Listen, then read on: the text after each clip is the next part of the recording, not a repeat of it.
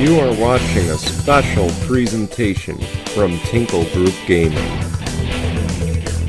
Hello guys, and welcome here to the Lyft National Series race number 3 here today from the Richmond Raceway. Today we present to you the Go Bowling 250.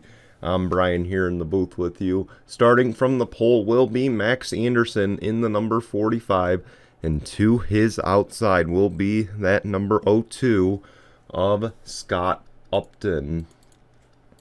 Of course, we saw a thrilling overtime finish in last week's race. If you recall back to Homestead, Daniel Gittero, the former Daytona 300 winner, he went on to win the race, his first of the season, I believe his third career win. So, great win for him, the veteran of the series. We have two veterans starting up front for this 250 today. We'll see what happens as we get ready to go racing here for the first and only time this season at Richmond Raceway. Of course, we're very close to our first road course of the season as well. We've got Nashville and Coda still to come on the schedule, so looking forward to that as well. Let's take a break real quick, and when we come back from the intro, we'll take you to the green flag here at Richmond in just a moment.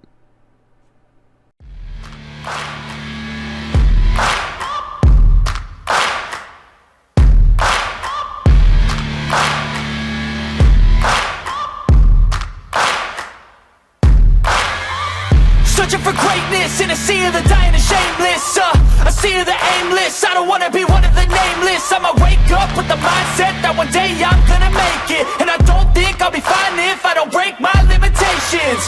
Don't try to stop me, I exist to write my own story. I'll make a decision if I want some peace or if I want the glory. Yeah, don't want a life that is complacent or possibly boring. I just want a life that is worth every day exploring. My whole life I just wanted someone who would notice me. My whole life I just wanted to be somebody to be. Yeah, I just wanna be great. Yeah, I just wanna be great. Yeah, I just wanna be great. Here we go. The cars make their way through 3 and 4. As we get ready to take the green here in the Go Bowling 250, the pace car is off. Max Anderson, Scott Upton, two veterans of this series and the Cup Series, will lead us to the green. We're underway at Richmond.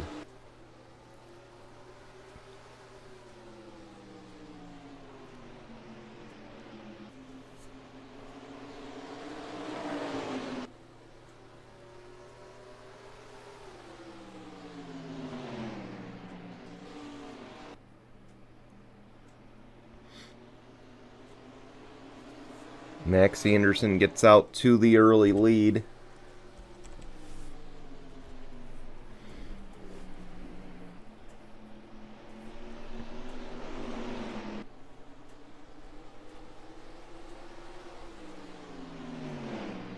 Now he's under pressure from the 4. That's Parker Smith.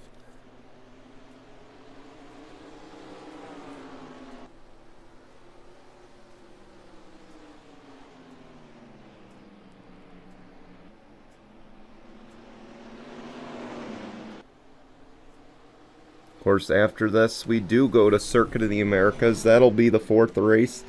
Then we go to Nashville. Then we kick off the West Coast Swing with Auto Club and Phoenix. That's all coming your way here in the Lyft National Series. Of course, a pretty new schedule for these guys. But Circuit of the Americas always challenging. Oh, we got a wreck behind. The caution is out. The 5, the 39, and others. Oh, the 91, Jordan Stewart, can't catch a break early in the season as Parker Smith takes the race lead away from Max Anderson. And we'll get a chance to go get a replay and see what happened to bring out the first caution here at Richmond.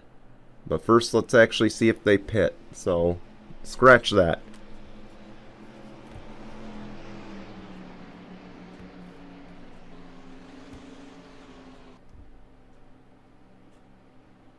They won't, so let's go see what happened. I imagine Samet Ozkan will not be happy with his fellow Toyota drivers, and his teammate especially in that 19, Mitchell Collins. They both kind of hook him there, and you see it just causes a big stack up. Tough break for all those involved. We'll take you back to the green. Getting ready for the restart. Parker Smith will be the race leader. Max Anderson in second. Dylan Ibrahimi in third. Daniel Gittero, last week's winner, in fourth. Scott Upton rounds out the top 5 as we're back underway at Richmond. One thing to note, of course, this season we have the new free pass system in place. As of right now, Samet Ozkan, if he can stay one lap down in the position he's in, he will receive the free pass to get back on the lead lap. You see there, Keith Stevens might have pitted before the green.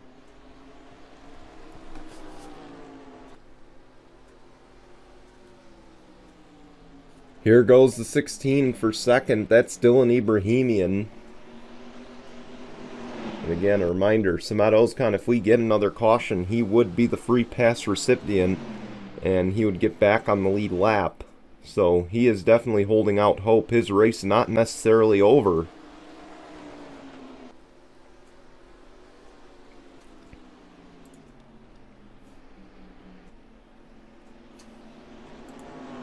Oh, shoot, my apologies.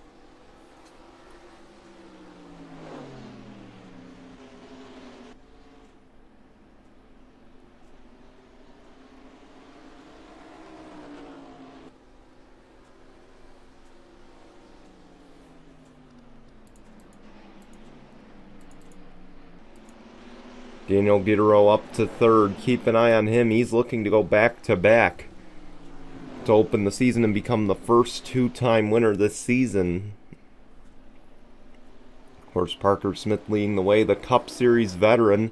He won, of course, both double points races last year at the end of the season, which I believe were at Indianapolis and Darlington.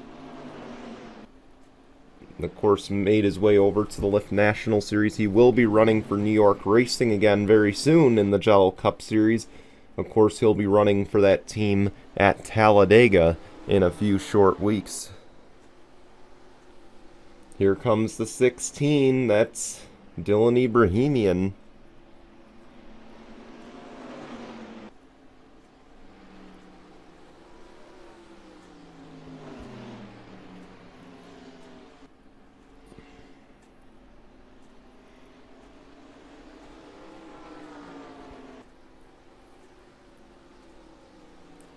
All 3 of them about to be under a blanket right here.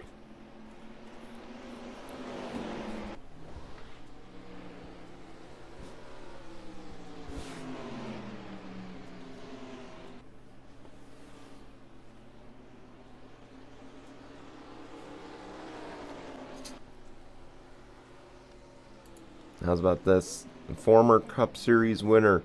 And then, of course, you've got the Lyft National Series veteran who broke out last season. And then you've got a guy who's also a Lyft National Series veteran, and a pretty strong one at that, in Daniel Gittero. All 3 of them battling for the lead right here. And of course 3 Chevys, actually 5 in the top 5. The first Ford you'd be able to find is that number 38 of Zach Fitzwater in 6th, maybe 7th in a moment. Then, of course, the first Toyota you'd find is Connor Breton in the number 18. Of course, this is his first attempt at Richmond. And, of course, he's had a pretty strong start to the season. He's definitely been seen up front so far early on. Another solid run today going for Connor in that number 18. Of course, right behind him, you've got the battle for 9th and 10th. 9th, 10th, and 11th. And it looks like Karen James is going to climb into the top 10. She's also had a very strong start to the season in that Western New York Autosport Chevrolet. We weren't sure how these Chevys would perform for Western New York Autosport. Of course, over on the Cup side, they switched over to Subaru.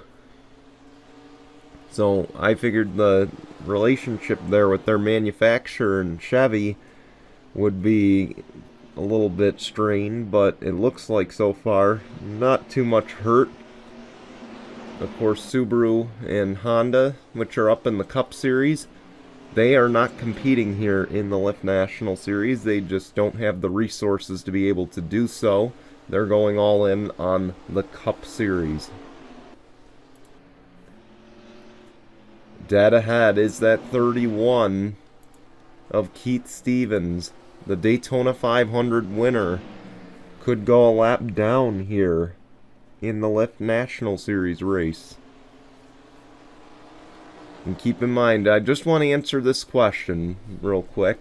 For those who might be questioning about, well, wouldn't he get black flagged for getting in the way of the race leaders? Well, here's the thing. He's up to speed, of course. But that rule is more in place at the super speedways. We try to get the lapped cars out of the way of the race leaders. They would, the first of them would get the free pass if a caution came out. As of right now, Keith Stevens, you can see he's keeping pace. So we cannot black flag him. And of course, this is not a super speedway where it's constantly impeding the race leaders. So, therefore, the 31 will not be called to the pit lane to get out of the way. And also, here on shorter tracks and whatnot, it would certainly kill their day, as it would put them multiple laps down, as opposed to Daytona Talladega, where it would put someone one lap down. And of course, if you have the question of whether that rule will be in place in Atlanta, I'll get back to you, because we are running the new Atlanta. So, I will get back to you in terms of that situation. But it might be about time at the halfway mark. Oh, they're going to pit actually, so scratch that idea. Fitzwater's face will have to wait. Oh, they're going to squeeze their way onto the pit lane and somehow they make it work. Looks like the 28 Brad Stover will be the first to stay out of all these drivers. 26 also stays out. Michael Collins, the defending Cup Series champion, Nick Martin as well in the 27. And keep in mind, the 26 Michael Collins, he's going to take the race lead now, but he was involved in that first wreck. So I imagine he'll be able to go a little bit longer on fuel and tires than the rest of these guys. And maybe he's going to hold out and hope for a caution, because if he can get a caution and pit, it's only going to give a free pass to one driver.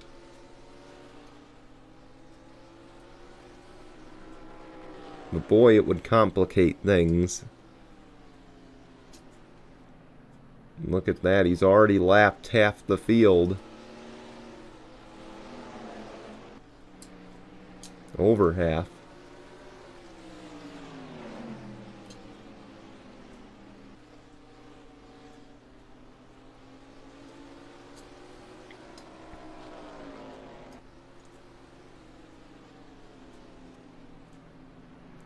The 8 also stayed out.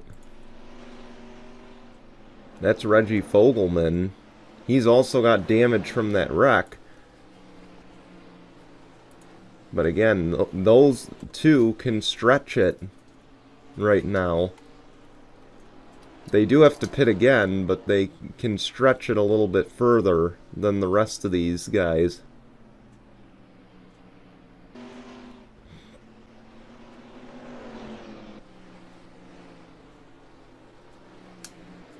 Looks like Dylan Ibrahimian just got around the 4 of Parker Smith. That was the battle for the eventual race lead. as you see right behind. And then I believe that's Nikolai Sykes in the number 5, and it is. He's trying to get his lap back, one of them, and he'll do so. And if I'm the 26, seeing that 16 closing in, I don't think I'd stay out too much longer. Because here comes Dylan Ibrahimian, and you see how much fresh tires are a benefit.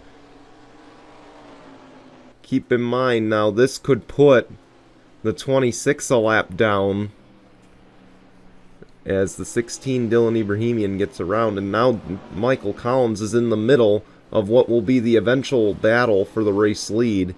He needs to get to the pit lane. And he will. I think he realized, okay, I'm about to do more damage than good staying out. What about the 8 of Reggie Fogelman? Oh, he came the last time around. It's now all eyes on the 16, who will cycle out to the race lead. And he's already got a front windshield full of Nikolai Sykes.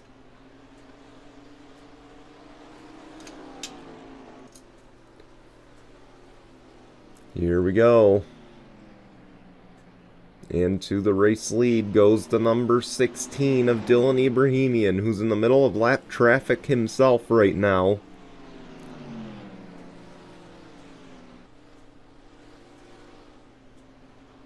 But he'll take the race lead away, and he's going to have a pretty big advantage.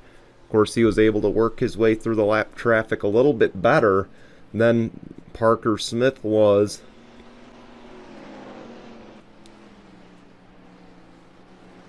His teammates up to third after that cycle. That's Tyler Blurick. A good run going for the Colleague Racing team. All 3 cars in the top 10.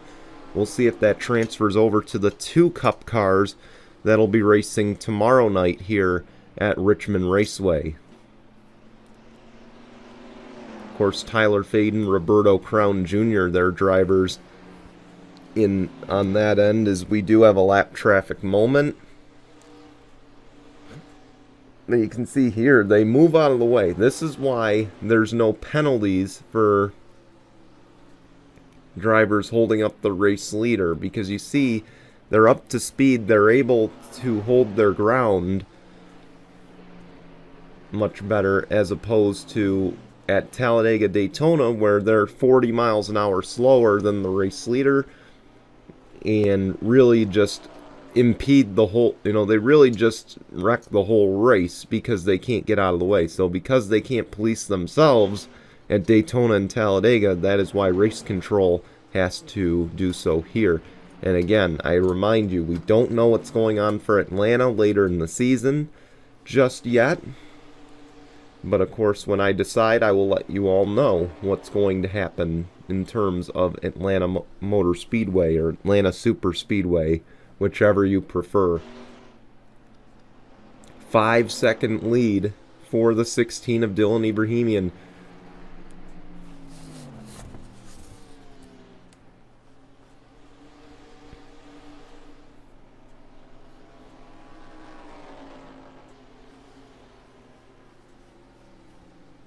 Dylan Ibrahimian looking for career win number 3. That would put him in a tie.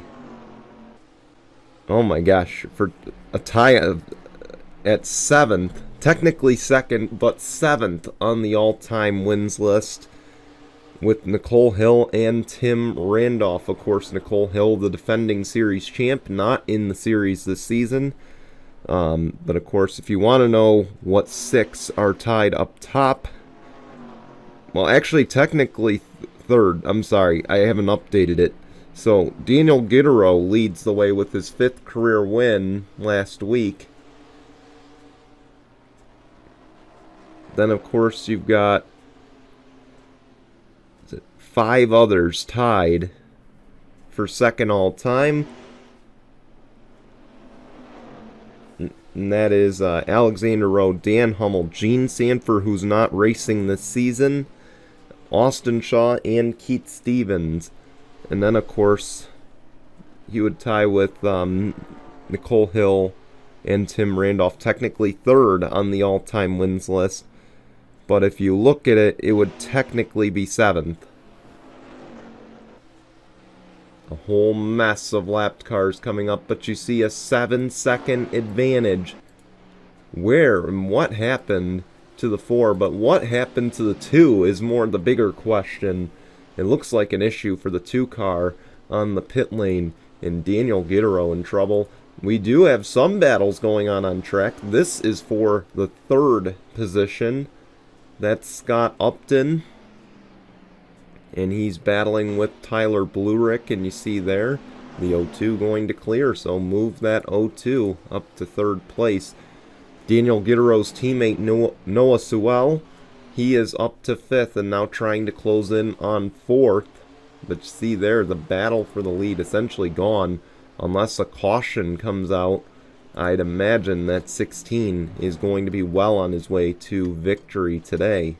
As now we are going to have another lap traffic moment here as we close in on 5 laps of racing to go.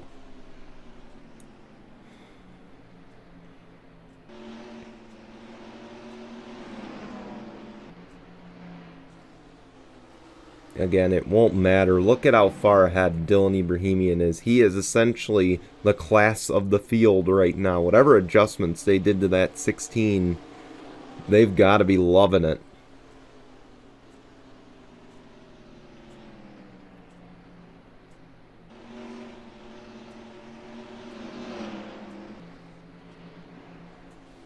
Ten-second lead now. The 02 just went up to 2nd. What happened to Parker Smith? Oh, he's just dropping like a rock right now. Something is not right with that 4 car. Unfortunate for Parker Smith. He had a good run going. As you see now, the 16 working his way through lap traffic.